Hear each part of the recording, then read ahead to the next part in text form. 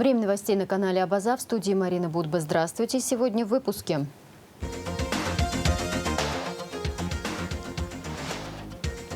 Оппозиция требует более адекватной реакции власти. Митинг в Сухуми, консультации в парламенте страны.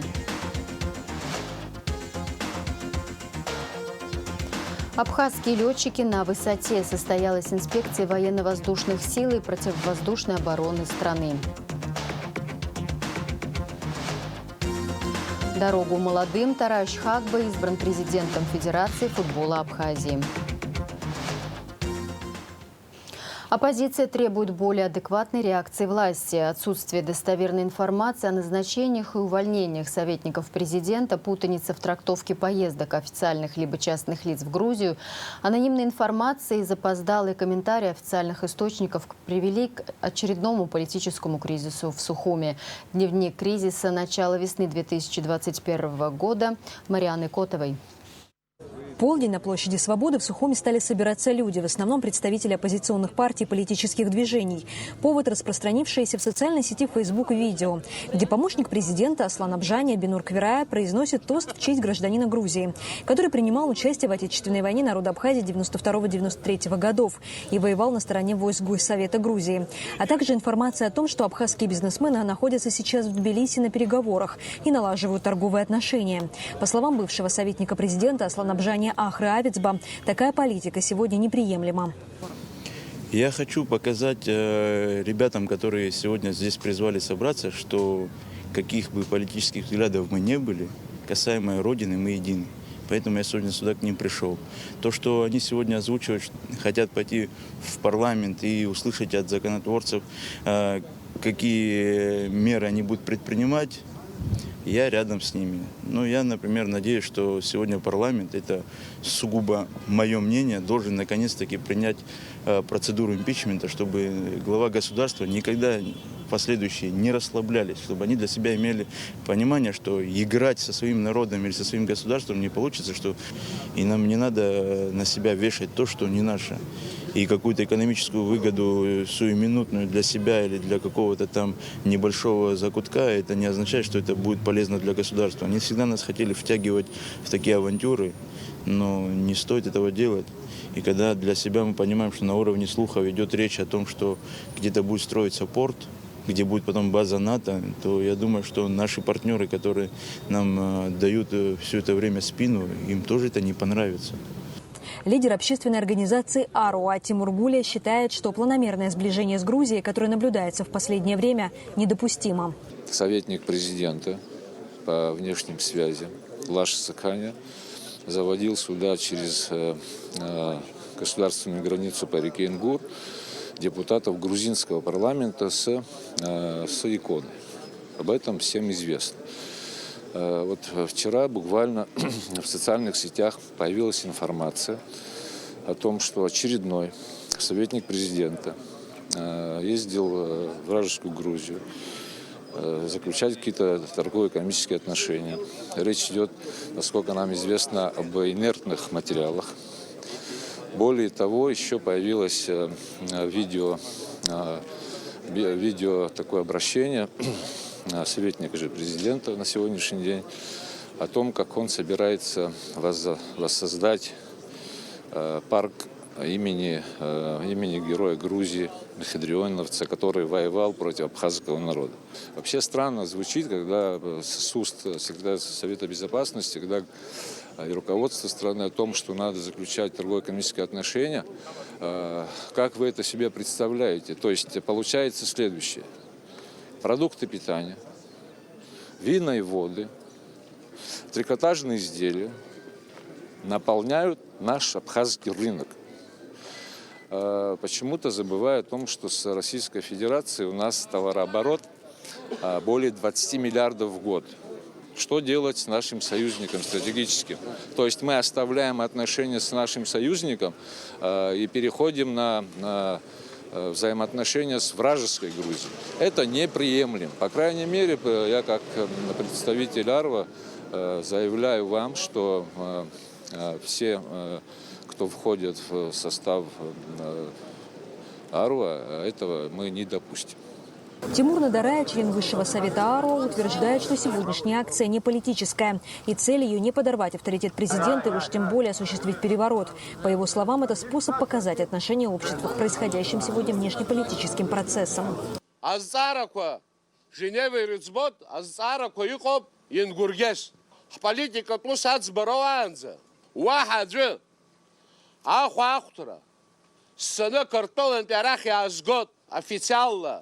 Вахи сгод официально излагаз ари хапсаги лапсахра хапхазот артава хазло гачас храбхазот амнаврс фиго бакумзар яхагяку асяти иқалазар бахзарцон дарахин карас храбхазом хахзр ртахомба хажла ртахом хакалак перехзр ртахом хката перехзр ртахом таровишусм хазозар. Пока митингующие ждали объяснения от депутатов Народного собрания, представитель исполнительной власти, бизнесмен Бенур Квирая объяснил ситуацию в интервью информационному агентству «Спутник». Я могу только лишь разговаривать о экономике, чтобы с той стороны, которая нас душит, чтобы они сняли законы, которые нам не дают возможность завода сюда денег, чтобы сюда каким-нибудь образом затащить серьезных инвесторов. Понимаете? Опять-таки, без них, так они сделали. Мы войну-то закончили, но блокированы мы во всем мире. Кроме как с Россией мы ни с кем разговаривать не можем. Российские бизнесмены, у которого есть деньги в Европе, ни один не вложит в Абхазию деньги, потому что попадают под санкцию. И поэтому я организовал бизнесмена российского, бизнесмена европейского в Грузии, чтобы они встретились. И я поехал с ними решать эти вопросы для того, чтобы сюда привезти деньги. Тем временем вопросы персоны Бенура Квирая обсуждались в парламенте. После двухчасовой беседы оппозиции, власти и депутатов к собравшимся у парламента вышел спикер Народного собрания Валерий Кварчия и сообщил, что вопрос подобных контактов с Грузией будет вынесен на обсуждение в среду. Для этого, по его словам, депутатам придется пожертвовать временем, которое было отведено на решение вопроса майнинга.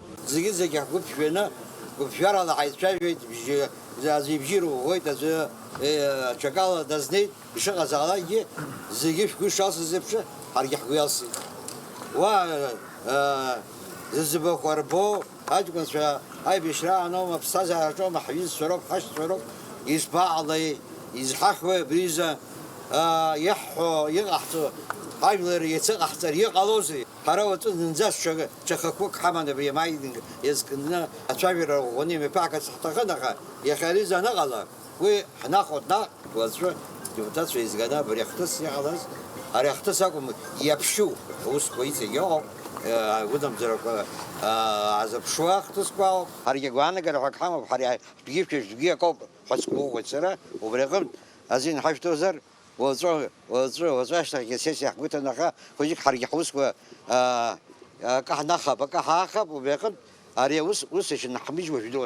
Митингующие стали требовать более существенных действий от оппозиции. Из толпы были слышны вопросы о реакции президента и его администрации. Что будет с помощником президента Бенуром Квирая? Однако, как сообщил Тимур Надарай собравшимся, Квирая не является помощником президента, поэтому требовать его отставки не имеет никакого смысла.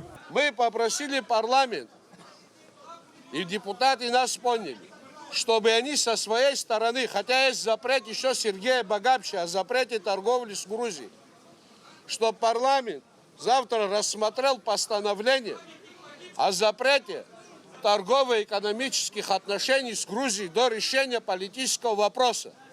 Ингургес – это отдельная тема. Все остальные торговые и экономические отношения с Грузией, по нашему мнению, никаких возобновлений не может быть до решения политического вопроса. Статуса независимости Абхазии со стороны Грузии. Адгур Ардзинба, председатель общественной организации «Абхазское народное движение», также принял участие в акции протеста. По его мнению, вся проблема в недостатке информации и молчании власти.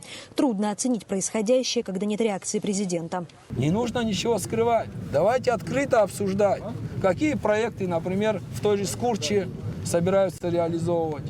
О какой экономической зоне идет речь? На каком основании ведутся переговоры именно с Грузией об этом проекте? Давайте открыто об этом скажем. Если это полезно всему абхазскому государству, тогда мы все вместе поднимем руки и поддержим.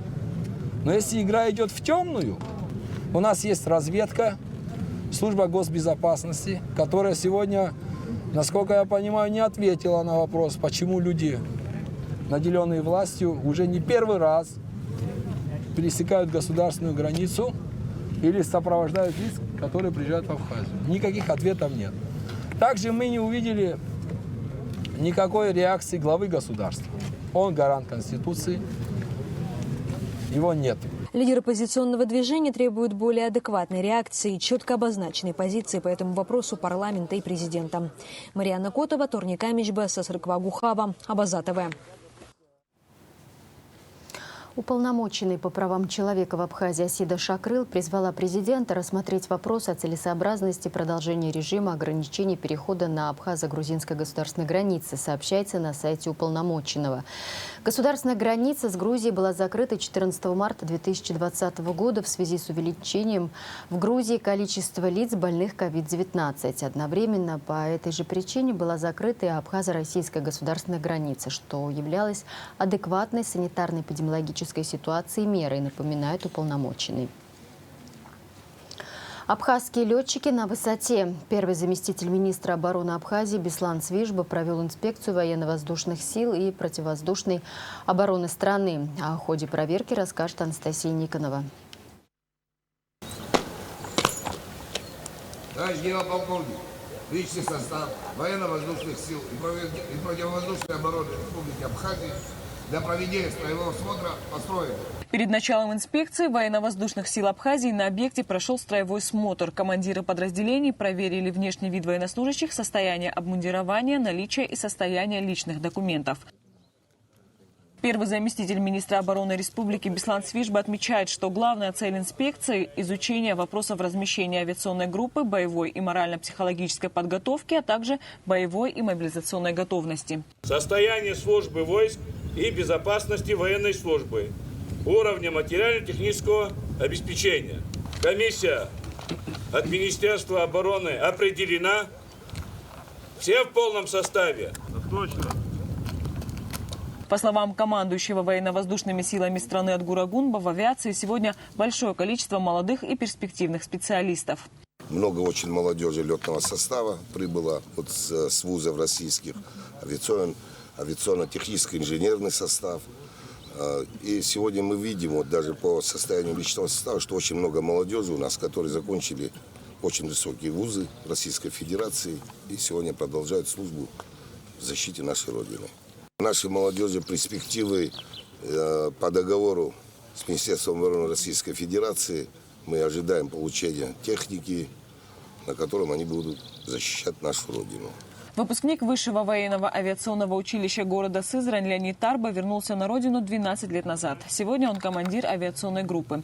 По словам летчика, наземная подготовка к полетам проходит ежедневно. Летный состав ежедневно занимается теоретической подготовкой. У нас она называется наземная подготовка к полетам.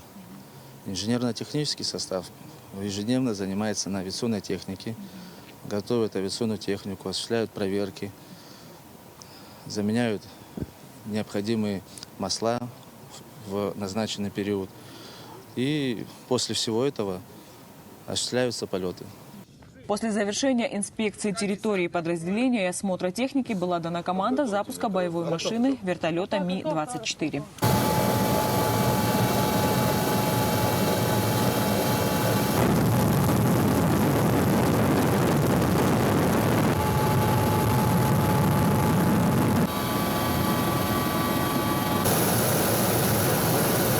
Как отметил первый заместитель министра обороны Беслан Свижба, с поставленной задачей летчики справились на отлично.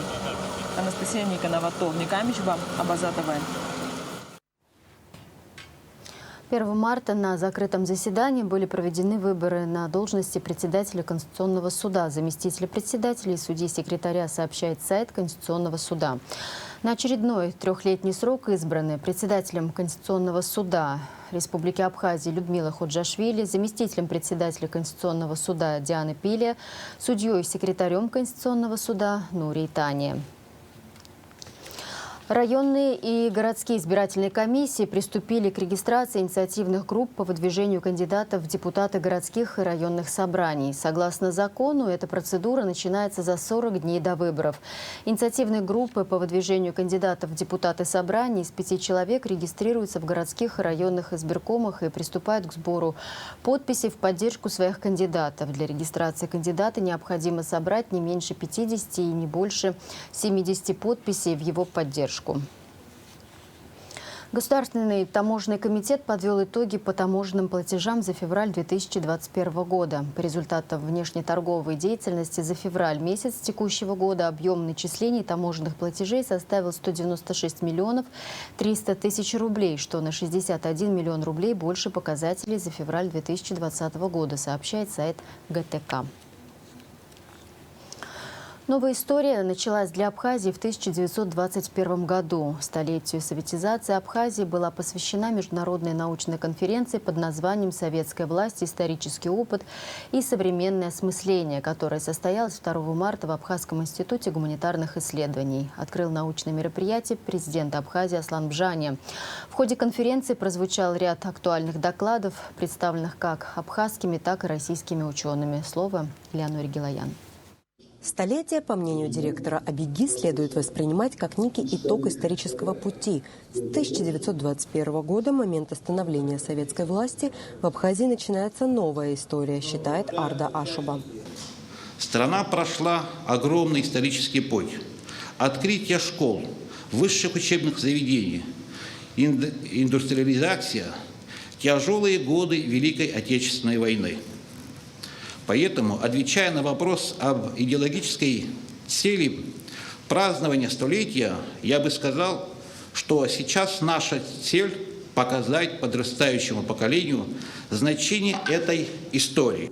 С приветственным словом к участникам международной конференции обратился президент Аслан Бжания. Для Абхазии события вековой давности – существенная и неотъемлемая часть национальной истории, отметил глава государства.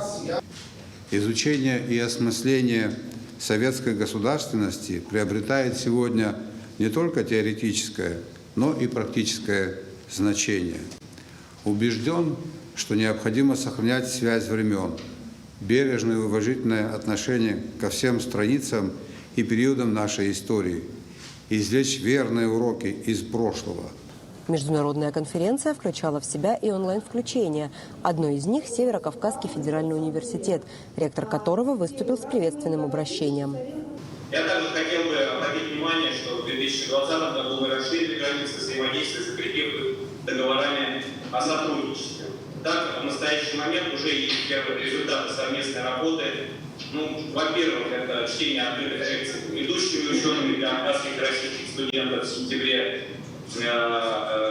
Период с сентября по ноябрь прошлого года они состоялись. Во-вторых, это прохождение преподавателями Северо-Кавказского федерального университета повышение квалификации в Абхазском институте гуманитарных исследований по программе «Современные подходы к изучению и преподаванию кавказоведения в международном образовательном пространстве». Доклад кандидата исторических наук Сослана Салакая был посвящен установлению советской власти и образованию СССР Абхазии. Он подробно рассказал о предыстории событий в регионе и отметил, что в какой-то момент Грузия фактически оказалась окружена советскими или просоветскими странами. Поэтому 16 февраля образуется Ревком Грузии, но было дано указание, не забывайте и про Абхазию. И потому 17 февраля 2021 года создается Ревком Абхазии, в который вошли Ефрем Алексеевич Шехба как председатель, Нестор Аполлонович Лакоба и Николай Николаевич Картава как члены этого революционного комитета. Поскольку Эшба и Лакоба в это время находились в Турции со специальным заданием, то фактически руководителем Ревкома стал Николай Акертава. Заместитель директора АБИГИ по науке, доктор исторических наук Аслан Авицба в своем докладе рассказывал о советской власти в Абхазии и политике памяти.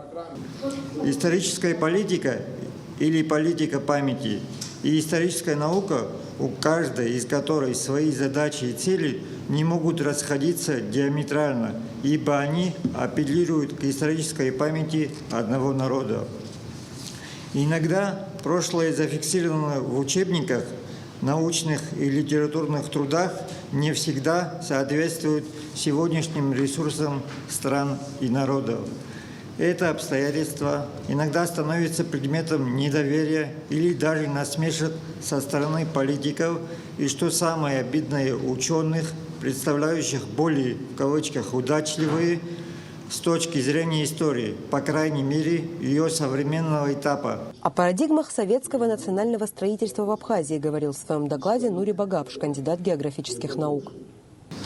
Этнодемографический фактор был определяющим и находился в фокусе внимания как внутренних, так и внешних по отношению к Абхазии политических акторов. Происходило это и в постреволюционный период, когда в 17-18 годах на осколках Российской империи определялось политическое будущее Абхазии. Происходило это и в 20-е, 30-е годы, когда происходило неуклонное понижение политического статуса Абхазии. Безусловно, именно особенности этнического состава населения Абхазии определили общий вектор развития грузино-абхазского конфликта в советский период. Международная конференция проходила в два заседания – утреннее и вечернее. В первой части выступили абхазские ученые, во второй – коллеги из России. Всего в рамках научного форума было представлено 13 докладов. Элеонора Гилаян, Раму Камкия, Абаза ТВ. Вышел сборник научных статей «Нарты и другие устные традиции». Сборник в честь 60-летия Зураба Джапоа. Книга составлена в жанре, который не так давно знаком абхазскому читателю, сборника посвящения. Это издание стало настоящим подарком как для юбиляра, так и для ценителей фольклористической науки. Она объединила под общим переплетом интереснейшие работы десятков современных ведущих фольклористов. Материалы для сборника, посвященного 60-летию видного фольклориста, доктора филологических наук РАН, академика Академии наук Абхазии, профессора АГУ, президента Академии наук Абхазии Зураба Джапоа в качестве приветствия юбиляру предоставили его коллеги, друзья и ученики, живущие и работающие в разных уголках мира. В Сухумском государственном колледже проходит тренинг для преподавателей на тему «Диджитал. Преподаватель практики и инструмент организации эффективного дистанционного обучения». Тренер-преподаватель Санкт-Петербургского научно-образовательного консалтингового центра Ольга Елкина. Дистанционно с помощью программы Zoom она обучает абхазских преподавателей пользоваться этим инструментом для оптимизации образовательного процесса и обеспечения его непрерывности, несмотря ни на какие условия. Сейчас мы проводим серию тренингов преподавателей и менеджеров колледжей, который называется, объявлен под общим названием «Цифровой преподаватель». К сожалению, сейчас такое небольшое ложное понимание, что такое цифровое образование и цифровизация образования. Все зациклились на одном только направлении – это онлайн-образование. На самом деле это гораздо шире, чем просто онлайн-образование, заочное образование через интернет. Она включает очень много компонентов. Первый компонент – это информационный, назову информационный. Вот я на руках держу целую кучу книг. Это быть килограмм, может быть 2, может быть 5, может быть 10. Все это можно спокойно разместить на одном телефоне, на одном маленьком носителе. То есть не надо студентам и преподавателям носить килограммы и десятки килограммов учебников. Все это объединяется под одним зонтиком в одном маленьком, даже в одной маленькой флешке. То есть умение пользоваться цифровыми носителями для быстрого и оперативного использования информации. Второе направление – это правильное использование информационных технологий для коммуникации между студентами и преподавателями. Опять-таки, традиционный образ, мы собираем студентов, мы собираем в одном месте студентов, чтобы они подошли, пришли, чтобы собрались. И собираем преподавателей. Но гораздо более практично, когда мы можем это сделать более гибким, независимо от географического положения студента и преподавателя, не ждать самого медленного, а можно географически их собрать оперативно и на занятиях в учебном классе, в таком, как мы сегодня находимся, и можно собрать заочно онлайн. А можно сделать гибрид, когда те, кто не могут учиться по разным причинам, выехали, скажем, помочь родителям, поухаживать за родителями, особенно в нынешней ситуации, они могут выйти на связь из дома, а другие могут выйти уже в классе. В феврале на Абазат ТВ и в Ютубе стартовало первое научно-познавательное шоу для детей, созданное при поддержке Сухумского офиса детского фонда ООН. Одна из главных целей программы – вдохновить детей, вызвать у них дополнительный интерес к наукам, окружающей среде и другим важным процессам, которые влияют на жизнь человека. Очередной выпуск «Адуней шоу» на Абазат ТВ смотрите в нашем эфире в среду, 3 марта. Спорт. Дорогу молодым. Тараш Хагба избран президентом Федерации футбола Абхазии. За него единогласно проголосовали 25 членов Совета Федерации. Геннадий Цвинарий снял свою кандидатуру в пользу Тараша Хагба. Подробнее Надежда Боровикова. Отчетно-выборная конференция Федерации футбола Абхазии, которая не состоялась 25 февраля из-за недостаточного количества участников, продолжилась 2 марта. В списке приглашенных 48 человек. Пришли 25. Кто входит в делегаты? Это бывшие президенты Федерации футбола Абхазии. Это Совет Федерации футбола, последний, как говорится, который был все эти 4 года. Также у нас входят ветераны абхазского футбола. Это игроки, которые дали славу абхазскому футболу, как говорится, в 70-е, 80-е годы. В основном это все игроки Сухумского «Динамо», команды мастеров, которая выступала на международной, уже говорю, на советской арене.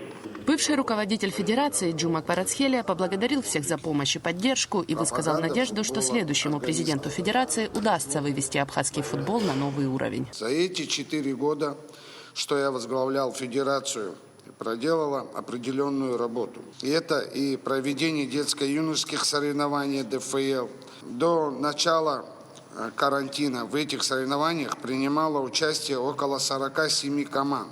За эти годы наша национальная сборная выступала на чемпионате мира в Англии, на чемпионатах Европы Северный Кипр и Нагорный Карабах. Да, были определенные трудности, о которых мы говорили на прошлой нашей встрече.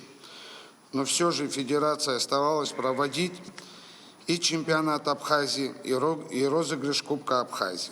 Беслан Карчава, первый заместитель председателя Государственного комитета по делам молодежи и спорту, рассказал, что в ходе одной из встреч президент Аслан Бжаня дал поручение уделять повышенное внимание футболу как самому массовому виду спорта в Абхазии.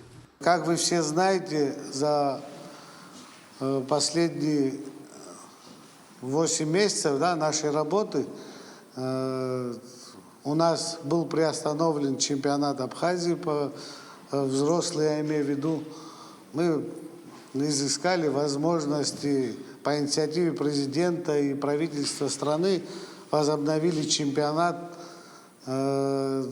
Потом с Нового года, с 2021 года, наверняка многие слышали, что у нас очень были серьезные переговоры с Москвой, с министром спорта России. Я лично ездил, встречался с министром спорта и добились того, что наша студенческая команда будет играть в чемпионате России среди студентов. Далее слово предоставили кандидатам на должность президента Федерации. В ходе предыдущей встречи свои кандидатуры выдвинули Тараш Хагба и Геннадий Цвинария, но за прошедшую неделю ситуация изменилась. За эти дни мне звонили, встречался с ребятами, просто даже не с футболистами. Мне было это приятно, конечно. Они говорили, что если ты возглавишь футбол, нам будет это приятно. Поговорив с Тарашом, я сделал такой вывод. Человек имеет большое желание, имеет энергию, больше, чем я. Кстати, прошло еще 6 лет, после этого я еще возглавил Федерацию футбола, тогда мне тоже было всего лишь 38 лет. Сегодня мне уже 55. И я принял такое решение, чтобы Тараш Хагба выдвигался, и я поддерживаю его, а сам снимаю свою кандидатуру. Речь Геннадия Цвинария встретили аплодисментами, и это понятно. Дать дорогу молодым, объединиться ради общей цели, найти компромисс – это лозунги, которые слышно часто, но видно редко. Тараш Хагба поблагодарил за оказанное доверие и выразил намерение трудиться во имя развития абхазского футбола. Хочу поблагодарить Джуму Кварацхелия и весь штат Федерации футбола в лице Виталия Федоренко за проведенную работу. Они сделали все, что от них зависит тогда, когда абхазский футбол переживал очень непростое время. Сегодня я уже как-то высказывался по этому мнению. У меня очень новый этап в моей жизни, серьезный и ответственный. Я говорю спасибо за доверие, оказанное мне. В свою очередь буду стараться работать во благо развития нашего абхазского футбола. Но при этом, опять-таки, без всеобщей поддержки у нас мало что получится. Еще раз всем спасибо. До новых встреч. Голосование в данной ситуации – чистая формальность. Когда из двух кандидатов один снимает свою кандидатуру в пользу другого, исход понятен. 25 членов Совета Федерации единогласно проголосовали за то, что следующие 4 года Федерацию футбола Абхазии будет возглавлять Тараш Хагба. Надежда Боровикова, Сосрыкла Гуха, Абазатова. Команда из Абхазии завоевала 3-е место в ходе муниципального робототехнического конкурса «Сириус» в Сочи, в котором приняли участие 200 юных талантов из Москвы, Краснодарского края и Республики Абхазия. В течение 2 дней они сражались за главный кубок. Команды были представлены в возрастных категориях от 5 до 14 лет. Нашу страну представляли 4 команды по направлению модульной робототехники. Все участники получили сертификаты конкурса «Сириус», а победителей наградили кубками, дипломами и памятными подарками. Очень достойно выступила наша команда с символичным названием «Огонь». Итог – серебро. В завершении выпуска прогноз погоды.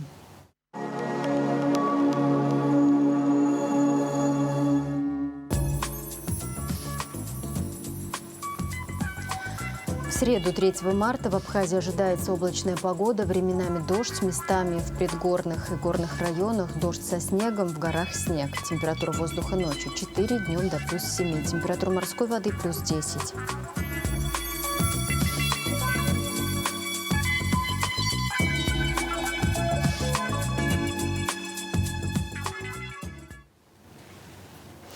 На этом пока все. За развитием событий следите вместе с нами и на сайте abaza.tv. До встречи.